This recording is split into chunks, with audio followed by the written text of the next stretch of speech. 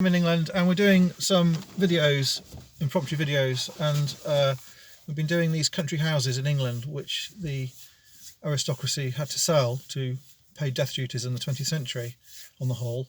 This one's about the Chatsworth Devonshire Estate in Derbyshire, and Chatsworth House is a house with a different story. The family had enough money to be able to keep the property, and they still own the property. Chatsworth is a huge Georgian mansion with an estate, lakes, rivers, farms, farm buildings, tenanted cottages, forestry, you name it, they've got it. And this house obviously was added to and changed every 50 years or so from when it was built.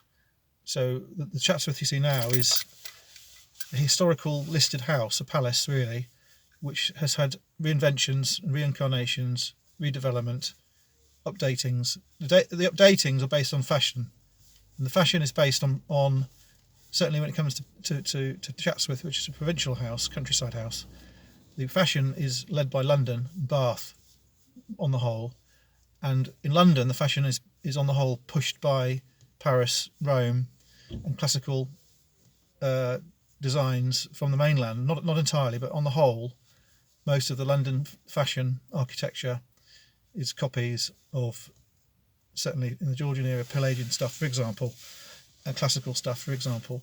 So Chatsworth House now is not the original Chatsworth House. It is the current version with augmentations, with additions, with facades of Chatsworth House. It's an estate and a house.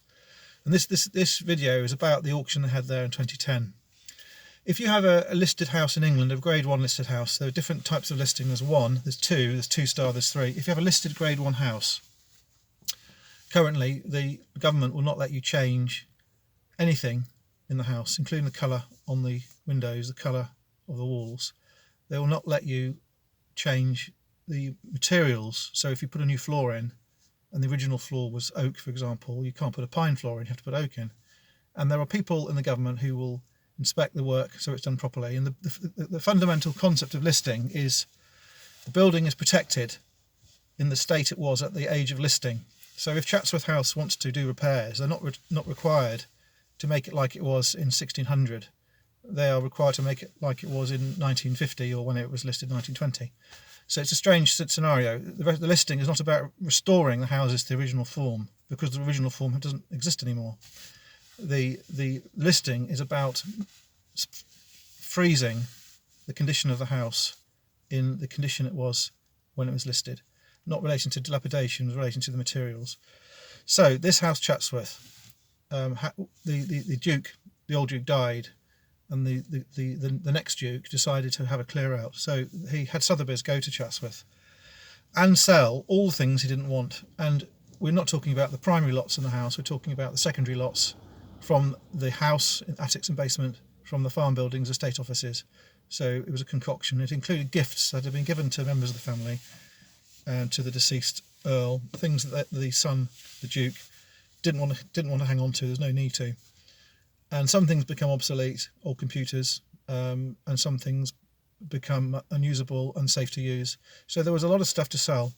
The listing in England in these houses means that if the listing is stretched, you can't sell the panellings, fittings, doorways, pelmets, wall hangings, light fittings that are connected to the building.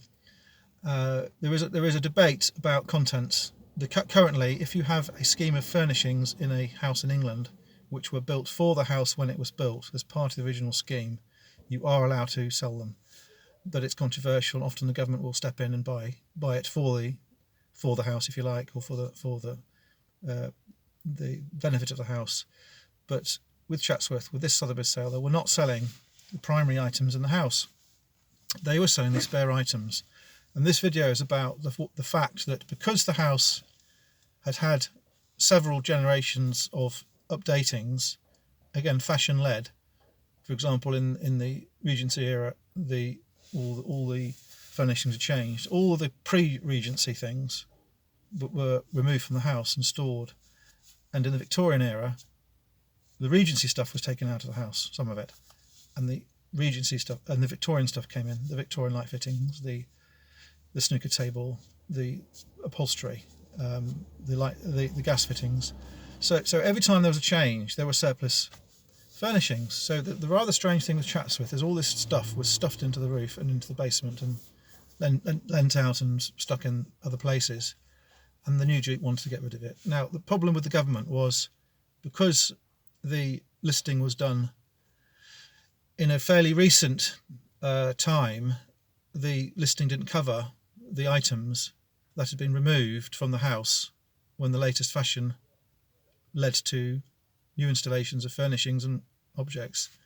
And in any case, if the government said we have to put all the Regency stuff back into the house, you'd have to take out the Victorian stuff. So it's just, you can't have more than one door on a doorway. So this sale had doorways and doors and early fittings taken from the house, which were spare, which could be reinstalled without disturbing the house, which had been listed at a later date. So it's a very strange situation, and there were thousands of lots sold at Chatsworth by Sothebys, which were original fittings of Chatsworth House, which couldn't be reinstalled, and they were legitimately sold. We have a catalogue.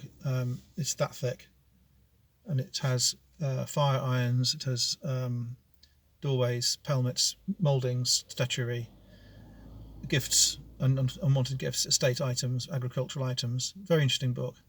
It's a catalogue, really. And it's sort of a one-off, really, because it was a legitimate sale of these items which had been removed from the building and marooned, because fashion had led to the original fittings and later early fittings having been removed time after time. Hope you get the gist of what I've been trying to say. Thank you.